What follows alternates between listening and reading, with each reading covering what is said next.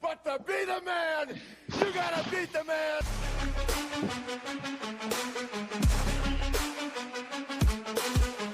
Shadows sleeping in the dead of night. I light the match, they feel my fire. Street light flicker like a war zone flare. They see me rise, but they won't dare. Some man cracks under my stride. Whispers chase me, they collide. Gun dreams heavy like gold chains. Every star on that stream's my name. Be legendary, feel the fire in your chest. No second guessing, this is your test. Be legendary, break the cage and run. Yes, that is right. Welcome to yet another episode of the Hoosier Legends Weekly Podcast. You are joined as always by myself, Justin Spears, and my co-host, Mr. Mike Walden. Mike, how are you doing on this cold December evening? Hey, I am doing great. We got some upsets to talk about. We have a record breaker, right? We got some people knowing how to put a ball through a hoop. And if you think today's cold, wait till Friday, Saturday, Sunday. I think it's supposed to be like low of 2 degrees. So I'm sure the wind chill is going to be even lower. Yeah, winter is here, no doubt about that. And that means things are heating up with wintertime sports. Everybody's in the gym, on the mat, or in the pool.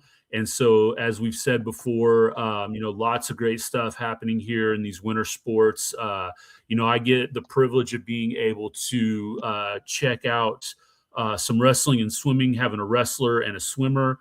So it's been kind of cool. It's going to be really interesting to kind of catch more of that as the season unfolds. I know last night I was at Speedway High School for the Speedway Tri-West swim meet. I was at Western Boone for some wrestling, and I'm excited to see there's a meet coming up tomorrow night with Beech Grove with the boys and girls. So yeah, lots of great stuff happening and going down, and we're excited to talk about it. So let's go ahead and jump right into it. Mike, do you want to talk us through who we have for our legendary performance spotlight of the week? Absolutely. And I'm not going to lie, we stole this from the best Prince State Farm athlete of the week from Shelby County. That is Triton Central High School senior Eli Seago. He helped the Tigers earn 2 dominant wins over the weekend. He finished with 29 points and 5 rebounds in a 63-27 whooping over Waldron on Friday, and then another 15 points and 5 assists in a 68-20 shellacking over Southwestern. That was on Saturday. So for those 2 games, Seago shot 15 for 21 from the field and 71%. That means that Eli Seago is the legendary performance of the week. Congratulations. Yeah, that's awesome. And going to have an opportunity to see that young man up close and personal Friday night coming out to Tri-West, as I'll be calling the matchup with the Tigers and the Bruins Friday night on the Tri-West Sports Network. So I'll be courtside for that. So it'll be really interesting to be able to see his game up close and personal. So excited about that. Taking a look at our conference standings, both for boys and girls basketball. As we start to get other conference alignments and standings, we will let you guys know that as well. But as we sit right now, looking at boys basketball, still not a whole lot quite yet. That's going to start to change this weekend. But right now, you've got Beech Grove and Tri-West both at 1-0. In the conference, Monrovia and Triton Central yet to play a conference game. Speedway and Indian Creek coming in at 0-1. Overall, Beech Grove sporting a nice 3-1 record. Tri-West Bruins at 1-1. Monrovia at 2-0. Triton Central at 3-1. Speedway at 2-2, and Indian Creek at 0-2. So lots of great stuff happening there on the boys' side. On the girls' side, boy, this is shaping up to be super competitive. And we called this at the beginning of the season when we did our coaches' previews and we took a look at this coming in. We knew that there was a lot of great girls basketball programs in this conference, and that is definitely holding up as we see right now. Beech Grove standing at 2-0 in the conference. Monrovia, Triton Central, Tri-West, all at 1-1. Indian Creek at 2-2, and Speedway at 0-2. But everyone is right around at least that 500 mark, if not better. Beech Grove's coming in at 7-4. Monrovia at 6-1. Triton Central 5-3. Tri-West at 4-4, and Indian Creek and Speedway both at 4-5. And again, even when you look at those bottom three teams, any one of those teams can win on any given night against the top three teams. I think there's going to be a lot of attrition, both on the boys and girls side, if I'm being completely honest with you. You got to bring your A game every single night, right? And so I think this is going to be a lot of fun as we see this unfold through the holiday season and on into January and February. So again, really excited to see what happens here moving forward. So we are going to transition now into our school updates. And as always, we start off with the Beech Grove Hornets. So Mike, do you want to take us through the results for those guys? Yeah, Beech Grove girls basketball. Coach Selka and the Lady Hornets are off to a great start, currently sitting at 7-3 after picking up a conference win against Speedway last Friday by a score of 64-31. Tuesday, the Lady Hornets opened play in a loaded Marion County tournament, taking on Pike. The Red Devils took this one from the Hornets, which is kind of expected. You know, Pike is a huge school. Layla Cranfield led the way for Beech Grove with 9 points. The girls will be back in action next Tuesday when they take on Rushville, which I'm expecting them to bounce back and get another big W. In boys basketball, the Hornets had a nice open to the 25-26 season, starting 3-1, with their only loss being to 4A Greenfield Central. Last week, they slid by conference opponent Speedway by a score of 57-54. Up next will be another HLC contest against Indian Creek on Friday, and I am predicting a Beech Grove win then. Girls wrestling on Saturday, the Lady Hornets traveled to Monrovia to participate in the Monrovia Invite. Here were their individual results. We got 2 second-place finishes. First was Mia Ortega at the 135, and then Trinity Coleman at 140. So congratulations, ladies, for those runner-up places. On Tuesday, the girls took on future HLC foe Greenwood in a duel with no results reported. Hopefully we get those. And if I'm going to guess, I'm going to say Beech Grove smoked Greenwood just because one's in the conference and one's not. Tomorrow, they will host Tri-West in the boys-girls duels before heading into the HLC meet on Friday night. Good luck, ladies. Boys wrestling, Saturday, the boys took part in the Newcastle Invite. Unfortunately, right now, wrestling and swimming, it's just really hard to get those results, and we don't have them. So, once again, as we always say, please email us, tag us, whatever it is, so we can have those results, so we can report it and say, hey, kudos to all the kids working hard in the HLC. You want to go ahead and head over to Indian Creek? Yeah, absolutely. Glad to talk about what's happening with the Braves here. So let's take a look at what their week looked like. So we start with girls basketball. The Lady Braves split a pair of contests since our last episode, defeating Tri-West on Friday last week and losing to Monrovia last night. As we mentioned, the girls are currently 4-5 on the season, and they are off this weekend. They will take on Whiteland next Tuesday, and I'm sure that'll be a pretty tough matchup for the Braves, but I know that they'll give them everything that they can handle. Boys basketball. The boys have started the year off 0-2, dropping their opening contest to Franklin Community. The Braves lost to HLC opponent Tri-West last week, and they will try to right the ship Friday night when they take on Beech Grove in what will be a big HLC matchup. Girls wrestling, the Lady Braves participated in the Monrovia duels on Saturday, and they had a lot of success. So here were their individual placers on the day. Chloe Leap, 6th place at 100. Elsa Major, 3rd place at 105. Ellen Nybert, a name that we're all too familiar with. Surprise, surprise, that 1st place podium finish there at 115. She continues to dazzle there. Elizabeth Dowdy, 2nd place at 120. Madeline Geyer, 4th place at 130. Kelsey Campbell, 4th place at 140. And Ella Schaub, 2nd place at 170. So congratulations again to the Lady Braves. I believe they still in dual rankings are in the top 10. So congratulations on a really fine start to the season there. Last week for boys wrestling, they traveled to Roncalli to take on the Royals in a duel. They dropped that contest by a score of 54-22. They are in action tonight at Newcastle. That is a haul to get from Trafalgar out to Newcastle on a school night. So I'm sure they will be getting home a little late there, but good luck to the boys. Hopefully that'll be one where there's maybe some forfeits that move that puppy on along. And again, as Mike said, boys and girls swimming, we know that there have been some meets and duels and whatnot, but could not find any results. So if you're affiliated with Indian Creek Swimming, feel free to let us know. We'd love to shout out your boys and girls who are putting in incredible work in the pool. So with that, we will move on over to Monrovia. Woo! Bulldogs. Girls basketball. They had a 14-day layoff. I don't think that's ever good for any sport to have 2 weeks total in between games, but that happens sometimes, right? Mm-hmm. So on Tuesday, they took on Indian Creek in that HLC matchup. And showed no signs of rust as they defeated those Braves 65-59. The win marked an end to a 16-game losing streak to Indian Creek. So congratulations, girls, getting that win. That is huge for you. Zoe Walls led with 16 points. Grace Deaton added 12. Ava Sims played lockdown defense, looking like Scottie Pippen out there, and finished with 11. Cam Wolf dominated the boards, hit clutch threes, and finished with 11. Up next will be another HLC test against Speedway on Friday. Good luck, Bulldogs.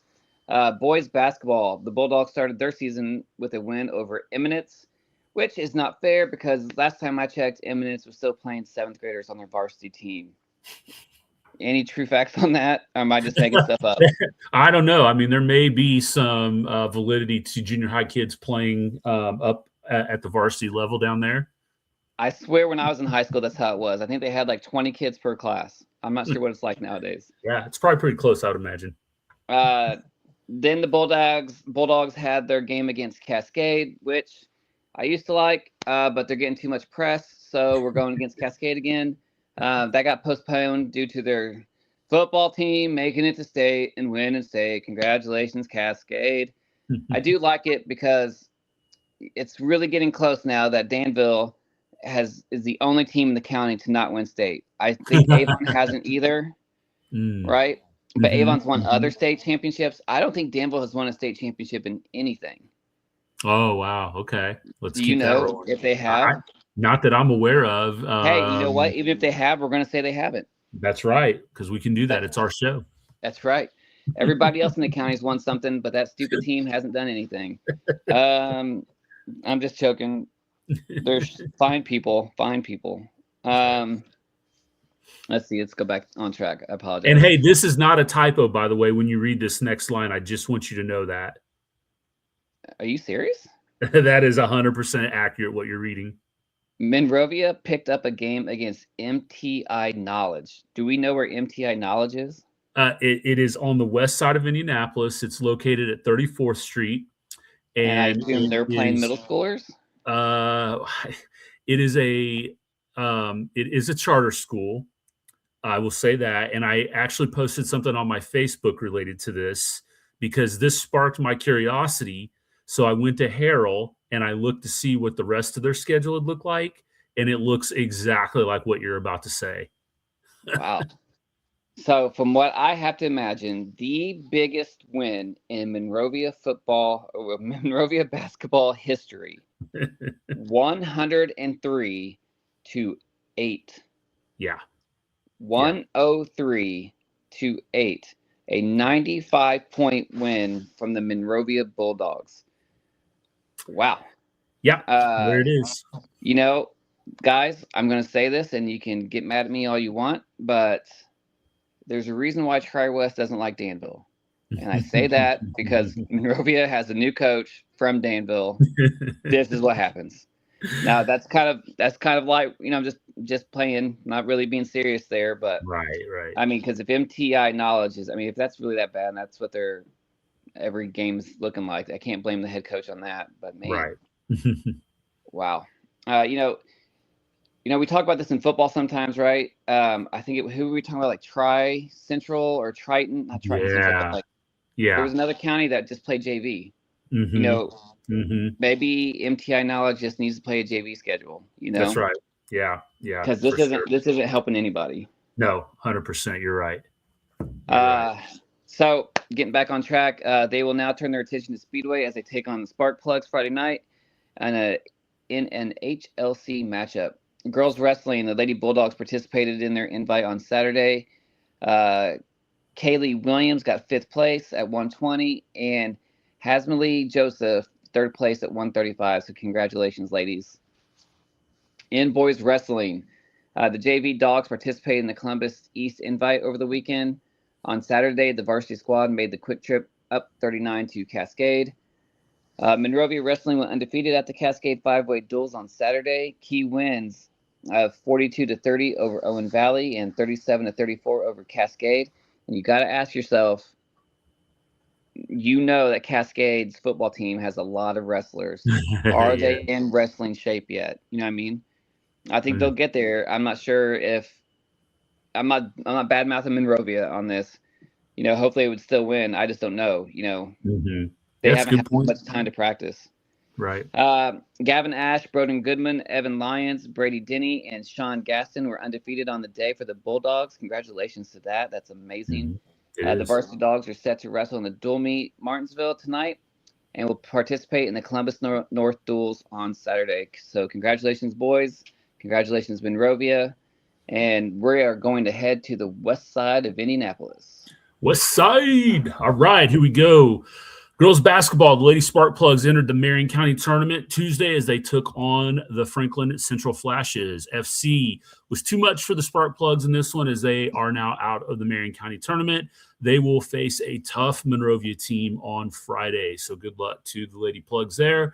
Boys basketball, Coach Wanell and the Spark Plugs picked up a decisive win over the North Montgomery Chargers, my old stomping grounds out there, last Saturday by a score of 60-42. Senior Drew Metallic stayed hot, going for 24 points on 9 of 14 shooting, while also pulling in 9 rebounds. Speedway will now take on Monrovia Friday night again in that key HLC matchup. So that Monrovia Speedway boys, girls ought to be a lot of fun there. Girls wrestling, last Thursday, the girls traveled to Martinsville to face the Artesians in a duel. The combined teams won 41-27, so congratulations there. Boys wrestling on Saturday, the Plugs took part in that Cascade 5-way duel. Spark Plugs went 3-1 on the day, defeating Cascade, North Putnam, and Cloverdale. Last night, the boys took on Ben Davis and lost to the Giants. Swimming. The swim team participated in a duel against Tri-West last night. The girls won 84-76. In the meet, Ava Wright broke a school record in the 100 free with a time of 57.03. I witnessed it. The crowd was electric. The pool in Speedway is really small. There's not a lot of seating in there, so it was packed, jammed. It was a great night for her to be able to do that. I know there were a lot of Speedway fans in the building. Tri-West traveled pretty well, too. Everybody was on their feet for that. So congratulations to Ava Wright. From what I heard someone say in the stands, I believe that record had stood since the late 1970s. So that one fall in there last night's pretty important. So congratulations again. The boys team did fall to the Bruins. Both teams will be back in action on Monday against the Lawrence Central. And that will move us on over to the Bruins. All right. We're talking about that school to the far, far west side of 74, the Tri-West Bruins.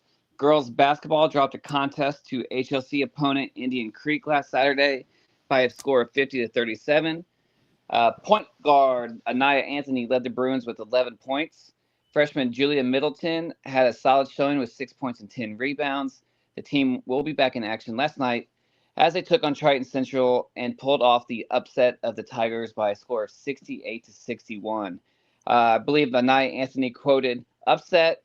What you talking about? They ain't no upset." Now I completely made that up. So yeah, they led the Bruins. She led the Bruins with 23 points, 9 rebounds, and 6 assists. Cam Ferris chipped in with 18 points, and Blair Benner had 12. The Bruins will now take on Monrovia on Saturday, so good luck, Bruins. In boys basketball, after an opening season loss, the Bruins took out some frustrations on Indian Creek Braves on Saturday, winning by a score of 77-37. Not quite as good as the 103-8, but we're getting there. We're going to keep practicing. The win was a total team effort with 4 players in double digits. Daniel Thomas with 13, Parker Gibson with 12, Amari Blakely, and Lane Barnard with 10 each. The Bruins are back at it Friday night as they take on Triton Central. Girls wrestling. The girls have been off since a duel with Pike last Thursday. This week they'll take on Beech Grove on Thursday with the boys team. They will take part in the HLC conference meet on Friday before traveling to Indian Creek Invite on Saturday. Boys wrestling, the boys took part in the Weibo duels this past Saturday, going 1-4 on the day. Sophomore Aiden Nolan and senior Eli Ogle went 4-1 on the day. They will face Beech Grove in a duel Thursday and take part in Clinton Prairie Invite this Saturday. Girls and boys swimming, both teams participated in the Pike Invite on Saturday. The team was down a few key swimmers due to illness. As mentioned earlier, the girls' team lost, but the boys' team was victorious, winning by a score of 102-73. Both teams will be back in the pool tomorrow night at Lebanon. Are we going to talk about Lebanon and what the big news was? Yeah, you want to go through that real quick? Yes and no. It's not not a lot for listeners, but it's just another conference realignment. Mm-hmm. We kind of talked about it, and I know a lot of our parents complain about Shelbyville and Greenwood and Beech Grove and Triton Central, but more specifically Triton Central and Shelbyville, right? That is a long drive. What do we clock that in? About an hour, maybe? Yeah. Right? Probably, yeah. And we know that Indian Creek's a little bit far away. Beech Grove and Greenwood can be, depending on how that 465 traffic is. But Lebanon did not hear the complaints, and they said, you know what? We're going to go ahead and make our parents drive every time a conference game happens over 45 minutes. I Googled that last night. Yeah. 45-minute drive at nighttime. So if you're talking peak, 5-6 o'clock trying to get over there, you're talking an hour drive for every away conference game. Yeah. I don't get it, Coach. What are you thinking? Yeah, I mean, the Hoosier Heritage, I was thinking about that as you and I were exchanging messages about it. Lebanon's just in a tough spot. We talk about this all the time with the demographics, the geographic distribution, some schools growing, some schools contracting. Would they be a good fit to stay in a conference with Danville, the McCutcheons, and then have to go all the way down to Terre Haute? That's not feasible, really, either there. They're just really in a tough spot, not quite big enough yet to maybe be able to participate in anything the size of what, Marion County has to offer. So what do you do, right? And I think maybe the trade-off, and I don't know what the AD's thinking was, but, I'm sure this is probably part of that, variables in the equation of we want competition, right? We want to be competitive. We want to make our programs better. Where do we go for that, right? And this was what I would guess would be their best solution to that. But yeah, that's a tough ask, for families, especially on, like we had a duel in that swimming match last night against Speedway that was almost 2 hours long. It started at 5:30, it ended about 7:30, and you're talking like just distance, to travel there, but the team having to get on the bus and then by bus go back to pick up, athletes from the school, get home. You're talking maybe 9:30, 10 o'clock on school nights. How feasible will that be? Only time will tell. But I would have to think that's kind of, what was on the top of mind there as they went through that. But be interesting to see. Yeah, good luck to them. Glad I'm not a Tiger. Yeah. Speaking of that, let's go on out to Triton Central. For the second consecutive season, Triton Central's Braden Brown and Zeke Robertson were named Class 2A All-State in football. Brown was one of 4 running backs selected. He rushed for over 1,700 yards and 17 touchdowns this season. He also had 17 receptions for 238 yards and 4 touchdowns. Robertson battled through a pair of injuries this season and still had 28 receptions for 386 yards and 4 touchdowns. 2 more Tigers were named Junior All-State by the IFCA. Dallas Clark was named to the defensive unit, while Henry Kemper was one of 14 players selected to the offensive unit. Clark, a defensive lineman, had 61 total tackles this season with 6 quarterback sacks, 8 hurries, and 10 tackles for loss and 1 fumble recovery. And I know that young man is putting in the work. I follow him pretty closely on his social media. I think he's pretty active over there. He's been doing some really great offseason work already, and I know he's going to be a beast next year when football season rolls around. Girls basketball, Triton Central 78, Waldron 15. The Tigers raced to a 45-13 lead by halftime and cruised to their 5th victory of the season. Mary Rose Felling scored a game-high 29 points to push her career scoring total to over 1,400 points. Kate Collier finished with 10. 10 more Tigers got in the scoring column. That is awesome. You love to see it. Led by 7 from Lexi Eubanks. As we talked about, Eli Seago scored a game-high 29 points to lead Triton Central to a 63-27 win Friday over Waldron and move into 3rd place on the career scoring list at Triton Central. That's a great little nugget there. Also, Triton Central took down, as we mentioned, Southwestern 68-20. At Triton Central, 11 of the 12 Tigers that took the floor scored. Again, you'd love to see it. Led by Eli Seago's 15 points. Jackson Faust hit a pair of 3-pointers on the way to 12 points. Chance Calderon finished with 11. Triton Central led 20-2 after 1 quarter, 42-5 at halftime. That's asserting some dominance there. Landon Drake led Southwestern with 11 points. Triton Central won the JV game 59-27. Landon Bailey led the Tigers with 18 points. Chandler Holt topped the Spartans with 12. Southwestern went to 0-3. Is at Kip Indy Legacy Friday. Triton Central at 3-1, as we mentioned, is at Tri-West Friday for its first Hoosier Legends Conference game, which, again, shameless plug, I will be on the call. So if you are out in Farmland listening to this and you don't want to make the trip all the way over, we would love for the gate to be as big as possible in the gym. But I understand with it being a Friday night, that might be a tough ask to get all the way over. It's going to be cold. There may be some snow on the ground. Stay inside, bundle up, and listen to yours truly on the Tri-West Sports Network. You can find that on YouTube. Girls wrestling. The girls have been off since their last match on 12-3 against Beech Grove. The Lady Tigers will be back in action Friday as they take part in the HLC conference meet and will travel to that Indian Creek invite on Saturday. Good luck, ladies.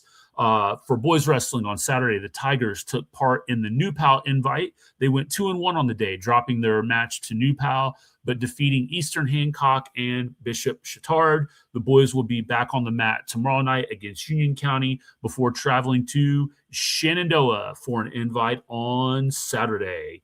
So that does it for our school updates. Let's talk a little statistics here with the basketball stuff. Mike, you want to kick us off with that? Yeah, so off to the boys and scoring.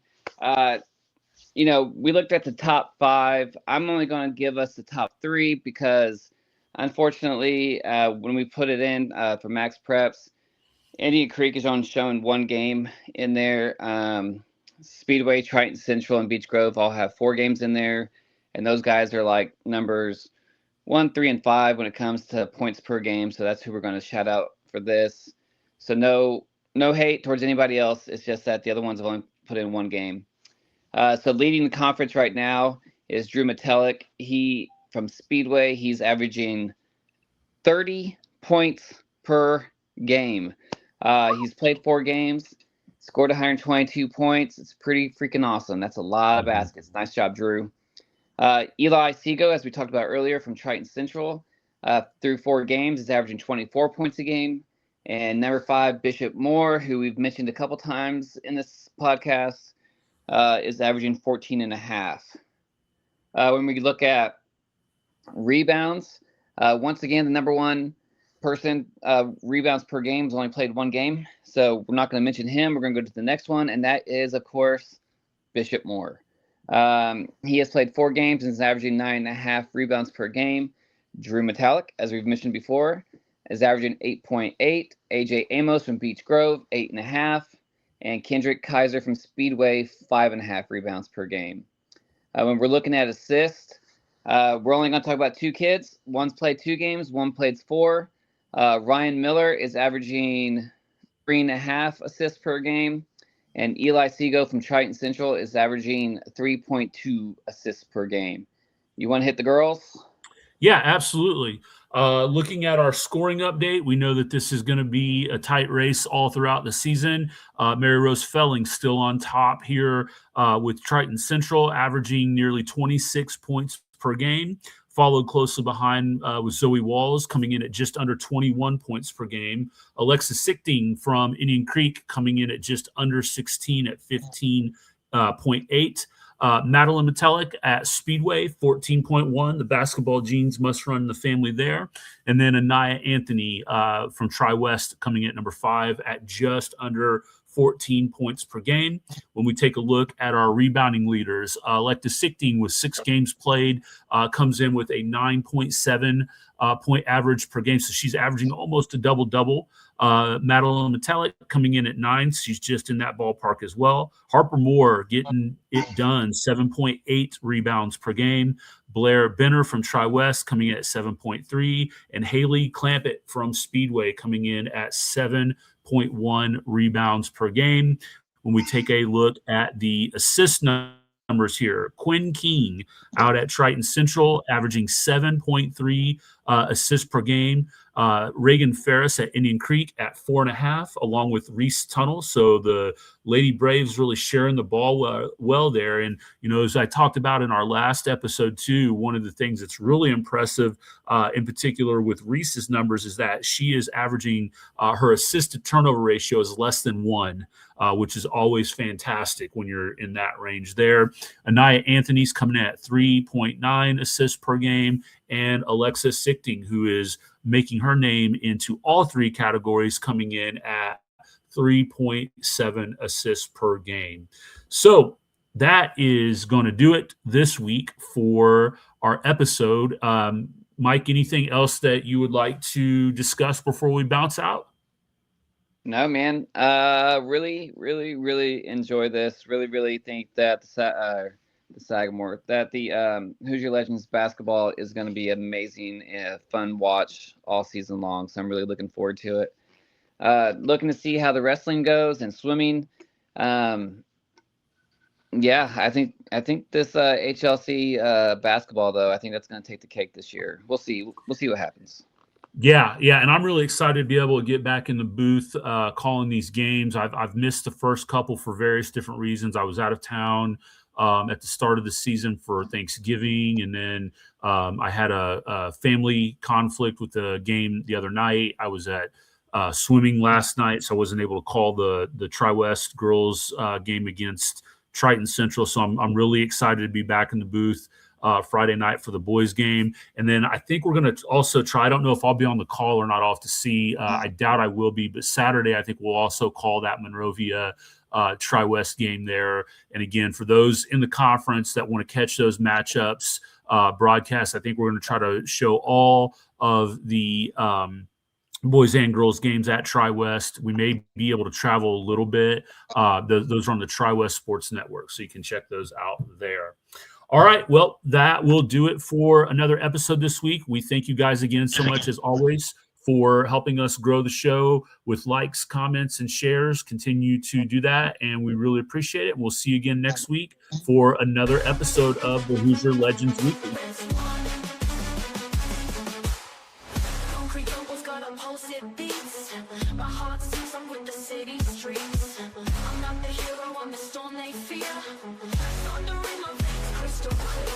Walls try to box me, I'm breaking through.